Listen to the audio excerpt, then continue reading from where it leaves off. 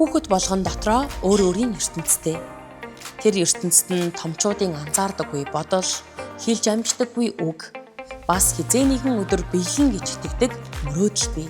Зарим нь намайг сонсоосой, намайг мэдрээсэй гэж хүсдэг. Зарим нь би том болоод гэж ярихдаа нүдэнд гэрэлтдэг. Харин зарим нь инээмсэглэлийнхээ цаана хиндэж хэлж чаддаггүй ганцхан өгүүлбэрээ нууцсан явдаг багтаа. Томчууд бид хүүхдүүдэд үргэлжил аливаа зүйлийг заах гэж яардаг шүү дээ. Хүүхдүүдээ сонсож, мөрөөдөл, ертөнцөөр нь давжин бидэнд илгээх бяцхан загтлыг задлацгаая.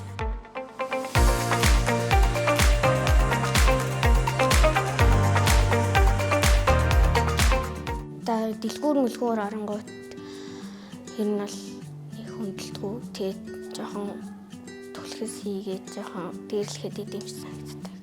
Тэгээд бас санаандгүй ингээд хүнтэй зөөрөөд нөгөө мөрийн цогцонгууд ингээд замаа хараач игээд нэг удаа уралжсэн надруу. Надад болохоор том хүмүүсийн хамгийн таалагддаг чанар нь хүүхдүүдийг хайрлах зан чанар гэдэг. Том хүмүүсийн зан чанараас надад жоохон илдэг харилцаа надад таалагддаг. Ээж аав хоёр яг гэрээ юм дулаан гоё байлаадаг нь надад амар таалагддаг. Тиймээс би гэртээ байхадаа илүү дуртай байдаг. Гэтэ ганцаараа байхдаа бол жоохон айдаг. Тэгэд гэр хоосорсон юм шиг санагдав. Том хүмүүс болохоор хүүхдүүдэд хажууд болохоор тамхи татахгүй, вэйв татахгүй тэгээд шүс мүсээ битгий хоёроо тэгээд дахиж битгий тийм үйлдэлээ тавтаарай л гэж. Жишээлбэл одоо жоохон гутраал би ингээд шалгалтын дээрээ жоохон 80 авчих юм бол ээж аваасаа гэл хэлэнгүүд ээж аваа ярдаа зүгээрээ миний охин дараа нь илүү сайн хичээгээд дөнгөө ахиулаарай гэж хэлдэг. Хүүхдүүдэд ямагт нэг тавьдаг. Тэр зан надад маш их таалагдав. Тэгээд ээж автайгаа гоё ярилцаад, ном уншаад гоё идэвсэн. Тоглоод гоё гэр бүлийнхаа ар жаргалыг ярьдаг байсан. Ар жаргал гэдэг бол хайр, гоё хөгжилтэй өнгөрөөгөөд гоё хайр дурсамж өнгөрөөдөг. Миний хувьд ар жаргал гэдэг нь гэр бүлтэйгээ цагийг өнгөрөөх, өөрийгөө илүү сайн танин мэдэх, хичээнгүй байх зэрэг олон зүйл байдаг. Би найзуудтайгаа маш ойрхон ярилцдаг. Манай найзууд ч гэсэн намайг амар сайн ойлгодог. Ээж аав хоёр маань намайг амар сайн ойлгодог. Багш нар маань ч гэсэн намайг сайн ойлгодог болохоор надад тийм зүйл нэг тохиолддог. Зураг зурх дуртай. Гэр бүлийнхаа зураад гоё идэг. Гоё хайр дурлал мэддэг. Манай эмээ өвгөл хичээлээ сайгээд том болоод мундаг хүн болоосай л гэж ер нь надад зэгтээ. Өдөр болгон тэрийг сонсоод тэгэл урам аваад хичээлээ улам сайн. Жишээ нь одоо манай аав хоёр миний дуртай бөмбөг авч хөөрлөгээл би баярлж байна. Алдаа гаргаж бусдад шоолуулахаас айдсан болов. Тэгээд ер нь мэдгүй зүйлээ асуухаас эсвэл ер нь бол алдаа гаргахаас айдаг баг. Хүүхдүүдийг яаж эхлүүлдэг вэ гэхлээр ингээд сэтгэлээр урам зориг өгөх, сэтгэл санаагаар нь дэмжих тийм үйлдэлүүд, зуршлууд маш их илэрдэг. Хүүхэд болгонд ингээд авьяас чадвар байдаг учраас дотор нь ингээд маш том ирээдүйн угддаг. Чи том болоод ямар хүн болохыг хүсдэг вэ? Би том болоод зураач болно. Ингээд би зурах дуртай учраас тэгээд зураач болоод ингээд гэлэн гарна. Дуучин болохыг хүсдэг. Яагаад гэвэл би гоё дуртай болохоор. Би том болоод эмч болдог гэж хүсдэг. Хүнийг өгдөхгүй гоё эмжилдэг. Би том болоод мундаг волейболч юм болох. Яагаад гэвэл волейбол хамгийн гоё спорт. Би том болоод ингээд хүмүүст өөрийнхөө хэр сайныг харуулдаг яг тайзан дээр хэр тийм бэлдсэн өөрийнхөө хичээл зүтгэлийг харуулдаг жүжигчин болох гэсэн. Би том болоод зохион бүтээгч болно. Яагаад гэхээр би зохион бүтээгч болж сонирхолтой зүйлийг бүтээж үзнэ. Би цэцэрлэгийн багш болохыг хүсдэг. Яагаад гэвэл манай ээж цэцэрлэгийн багшаар ажилладаг. Ээж хүүхдүүдээ их гоё харьцдаг учраас би цэцэрлэгийн багш болохыг хүсдэг. Би том болоод эмч болохыг хүсдэг. Яагаад гэвэл эмч хүн болгоныг авардаг сайн хүн болохоор. Том болоод багш хүн болно гэж боддог. Яагаад гэвэл хүүхдүүдийг эдэн би том болоод сансрын нисгч болохыг хүсдэг. Тэгээд ер нь бол цайлтай ийм мундаг хүн болохыг хүсдэг. Хамгийн гоё том хүн гэж ямар хүнийг хэлэх вэ? Хамгийн гоё том хүн гэх юм бол эмээ өвөө аав ээж гэл дүү мүү гэл гоё хүмүүс зөндөө байгаа. Илдэг, сайхан сэтгэлтэй, соёлтой тийм үнийг л мундаг хүн гэдэг. Сайн хүн гэдэг бол тусч хүн бас хүмүүс ер нь илдэг ханддаг тийм нэг. Бусдыгаа хүндэтдэг, ер нь бол бусдаа боломж олгодог, би гэхгүй бид гэдэг ер нь бол сайхан сэтгэлтэй хүнийг л. Том хүн байвал соёлтой, хүүхдүүдээ хайрладаг, нэгнийгаа энэрэнгүй сэтгэлээр ингээд тусалдаг тийм хүн байвал Ухаантай л хүнийг хэрэг байна. Тэр чинь өөр хүүхдэд ухаантай ээж л өөр хүүхдэдтэй зөв үлгэр дуурайж өгч тэгээд замын зөв болгож авна шүү дээ. Аав ээж чинь ямар үйлдэл гаргавал чи баярладаг вэ? Урам зориг хөрөлтэй баярлаа сэтгэлдээ болгох юм. Хаяада гоё зүгээр л халамжлал. Юу хичээл дээр ямар гоё эсэ өстэй онц авсан биш. Миний охин ямар гоё ичтэй. Бодлогоо зөв бодсон юм уу? Мундаг өстэй. Гэл тэнгуут амар гоё санагддаг. Тэгээд ер нь бол хаяада ядарсан жоохон гондлцсон байх үед ер нь тэдрээгээ хэлж урамшуулж байгаас гэж хэлсэн. Үргэлж намайг хайрлаж дэвждэг аав ээжтэй хамгийн их баярлдаг. Ээж амар ч ажилтаа явдаг шүү дээ. Яг тэр үедээ үнсдэг ч юм уу. Хичээлдээ сайн байгаараа миний охин баяртай сайхан амраарай гэдэг ч юм уу тиймэрхүү л байдаг. Хүмүүсээ дэмжээд ярилцаад миний охин жоохон амарч тэгээ дахиад тэгээрээ гэдэг нь л надад хамгийн гоё хүүхдүүдэд л гоё жижиг юм хэлчихсэн гоё том байдаг. Жижиг зүйл ч гэсэн одоо ингээд миний хийж бүтээсэн зүйлт ингээд магтаж талархах ер нь бол миний тусласан юмд ч юм уу талархахад амар гоё баярлдаг. Аав ээжээрээ гоё тоглоом тэгээ бас ингээд юм ярихад надад амар тогтдог. Том хүмүүс хүүхдүүдээс юу сураасаа гэж боддог вэ? хүүхдүүдээс том хүмүүс хичээнгүй зан болон хүүхдүүдийн сурах ирмэлцэл тэр бүгдийг сураасаа гэж хүсдэг. Аав ээжүүд хүүхдүүдтэйгээ цагийг хэрхэн өнгөрүүлээсэй гэж хүсдэг вэ? Аав ээжүүд хүүхдүүдээсээ ингээд хамт хичээл номыг хийлцэж, ойлгохгүй зүйлийг зааж, бас хаяа жижигхэн хугацаанд хүүхдүүдтэй анхаарал хандуулж, тоглож байхыг бас хүсдэг. Ээж бүр надад байн гоё юм хоолны санаа мөн ч юм гоё жор хийж өгнө надад гоё шинэлэг зүйлүүд зааж өгдөг. Харин аав маань болохоор ер нь ойж нэгтэй мундаг. Тийм болохоор надад ер нь бол оёхыг зааж өгнө хэлж ийсэн. Тэгээ би удахгүй оёхыг заалгах. Том хүмүүс ер нь хүүхдүүдээ ер нь сайн ойлгодог ч гэсэндээ хаяадаа нөгөө жоохон ойлгохгүй байх үед гардаг. Тэгээд ер нь бол аав ээжээ сайн ойлгоод дэмжээсэй гэж хүсдэг. Том хүмүүс утсаа бага оролдвол юу өөр болох вэ? Надад ингээд утас ухаад хүүхдүүдэд тоохгүй байх мэдрэмж зарим нэг найзуудаа аав ээжээс бол илэрдэг. Заримаас нь бол харагддаггүй.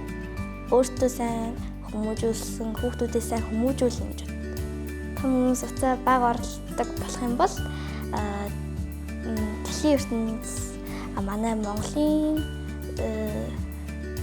нийгэм арай өөр. Гэхдээ бас баг зэрэг уцах гэж байна. Гэхдээ тийм маш их бол биш. Тийм байвал хүүхдүүдтэй гарах цаг нь маш их байх. Томчууд уурлахын оронд яавал юу хийвэл гоё вэ?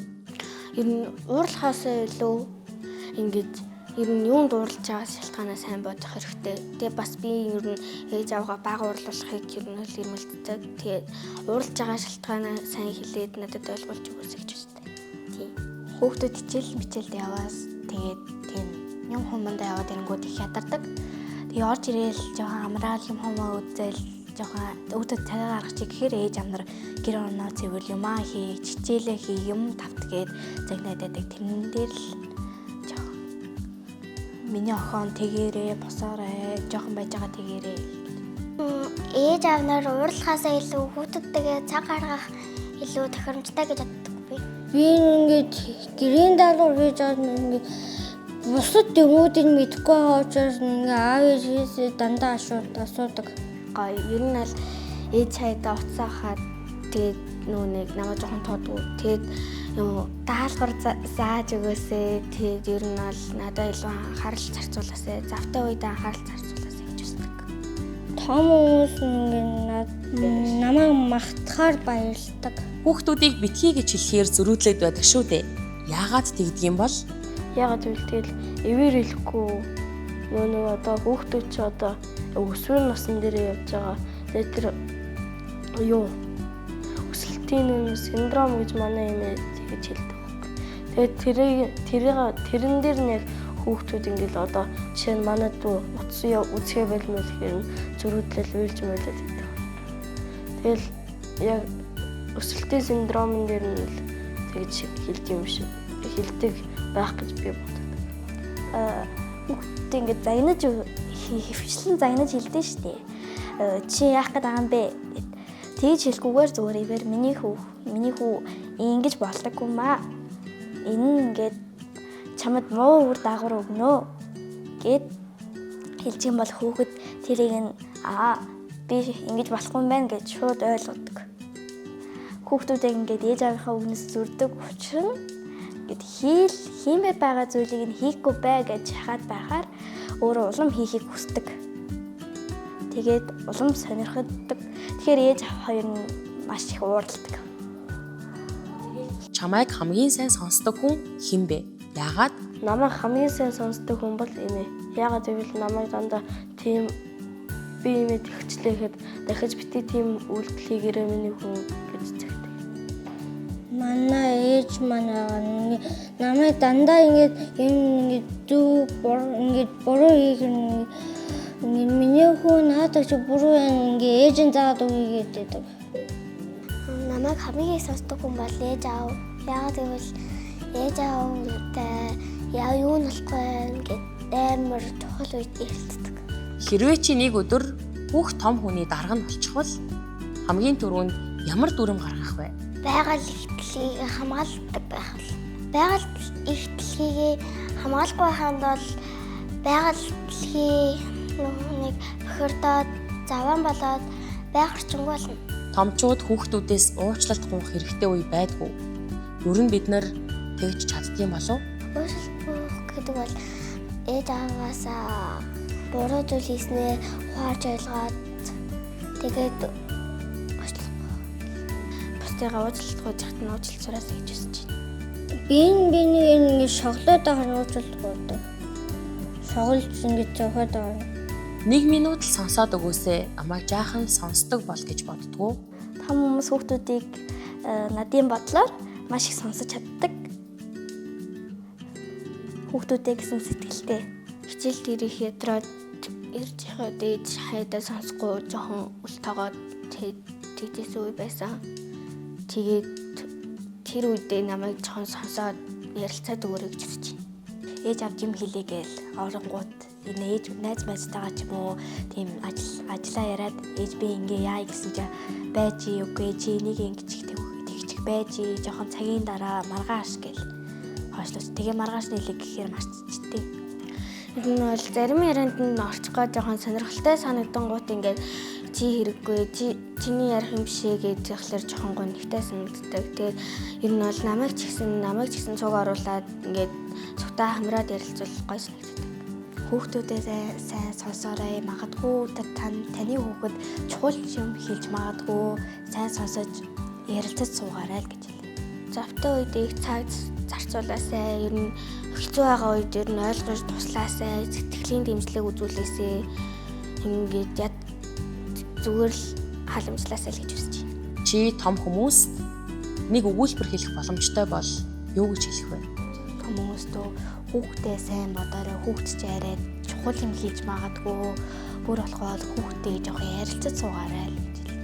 Би одоо ийм ажилтай байна. Тэгэж болохгүй гэд ууралж уцаарлах нь л мухаас хүүхдүүдтэй зав гаргаад тоглоом зөв бөмбөг тоглоод тэгэх ёстой л гэж. Томчуудаа ингээд өдөр болгон одоо ингээ аауд ч юм уу ээжүүд нь бүгдээрээ ингээ гэр бүлээ дижих гээд өдөр шөнөгүй ажилдаг.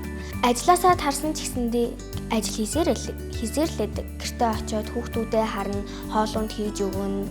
Тэгэл ер нь бол арчлал тэгэл маргааш нь дахиад өглөө сэргээл ажилдаа явдаг. Тийм болохоор ер нь бол өөрийгөө битгий ядаргаараа өөртөө бас хайрлаарай л гэж хэлсэн. Та хүүхдүүдтэй зав гаргаад тоглоод утсан чинь зүгээр нэг өдөр байгаад болждаг юм чинь. Зүгээр хүүхдүүдтэйгээ гоё дурсамжаас сэргээгээд тоглоорой л гэж хэлээ да. За гудамжинд явж байгаа тэр тамхи татж байгаа шулсаа хийж байгаа хүмүүст дахиж битгий тэгээрэй, дахиж битгий тийм муухай үйлдэлтэй давтаарай гэж хэлээ да. Танай аав ээжийн хамгийн хөөрхөн зуршил. Манай ээж аавын хамгийн хөөрхөн зуршил нь муудалцдаггүй. Ер нь муудалцахадаа бол жилдээ ганц л муудалцдаг баг. Тэгээд дандаа эвтэй байдаг. Хүүхдүүдтэй гоё юм авч өгдөг. Тийм л ээж аав. Манай аавын хоёрын хамгийн хөөрхөн зуршил бол хүүхдүүдээ эрхлүүлэх. Өвөө эмээгөө инээмсэглэх нь надад гоё яа. Би биэндээ анхаарах юм болов. Тэгээд ер нь бол дөрвөн гаргыг гэвэл ер нь аяг тавгаа угаах юм уу? Ер нь заавар ус юмнуудаа орхиод явцдаг хайда. Тийм болохоор ер нь тэр юмнуудаа зөрчлөөж ч юм уу эсвэл зүгээр л гоё ер нь уур амьсгалтай орой морой завтай ингээ бүгдээрээ цуглангуудаа амар гоё тиймэрхүү яриа мараа өрнүүлвэл гоё яах. Манай аав ээж хоёр надад ингээд амар гоё ярилцаад бас ингээд гэр бүлээрээ хоол ундаа идэж сууж байгаа. Манай ээж надад ингээд гоё зан гаргадаг. Том хүмүүсийн хамгийн ойлгомжгүй зан. Намайг хичээлдээ анхаараасаа л гэж боддог. Тэгээд хичээлдээ анхаарахгүй хахаар намайг заримдаа нэг сонь аашлаад. Томчууд өөрсдөө яг хүүхэд шиг аашилдаг үе байдгүй. Яг хүүхэд шиг аашилдаг зан чанар нь ээж аав бүр маш их байдаг. Одоо аав ээжэд эрхлэх ч юм уу, эрхлэхтэй тийм ээж аавд эрхлэх ч юм уу тийм зан чанар байдаг. Чи гэртээ гэргийнхэндээ ямар дүрм гаргамаар байдаг вэ? Манай гэрт өглөө юм хумаа цэвэрлэх болно шүү дээ. Тэнгүүд ингээд цэвэрлэхгүй за ер нь маргааш цэвэрлэх за болиё гэдэг нь дахиад шийдэхэд дахиад нэг удаа цэвэрлүүлэх тийм боломж олгодог. Эсвэл бүр шаардлага тавиад одоо чи цэвэрлээ гэд хэлдэг тийм дүрмтэй болмоор. Аав ээждээ хэлж амжаагүй талархлын үгээ хэлнэ үү? Ээж аавд би дандаа баярлаа гэж хэлж чаддгүй ч гэсэндээ намайг өсгөж хүмүүжүүлж төрүүлж амьдралын төлөө гэх тийм надад сэтгэл гаргахад баярлаа. Дандаа хэлж чаддгүй жоохон аашилтч гэсэндээ маш их хайртай шүү. Ээж аав намайг үргэлж дэмжиж тусалдагт маш их баярлаа. Аав ээжтэй хоёулаад нь их хайртай шүү. Үргэлж тусал дэмжиж надад хамт цагаа өнгөрүүлдэг нь маш их баярлж явдаг шүү. Намайг үргэлж анхаардаг. Үргэлж сэтгэлийн дэмжлэг өгдөг. Ээж аав хоёртаа маш их баярлаа. Охин хайртай шүү. Аав ээжтэй хайртай шүү. Ангийн багш найзуудтай хайртай шүү. Үргэлж надад тусалдаг. Өвөө эмээ та хоёр намайг өсгсөнд би тийм маш их баярлдаг шүү. Өвөө эмээ хоёртаа хайртай шүү.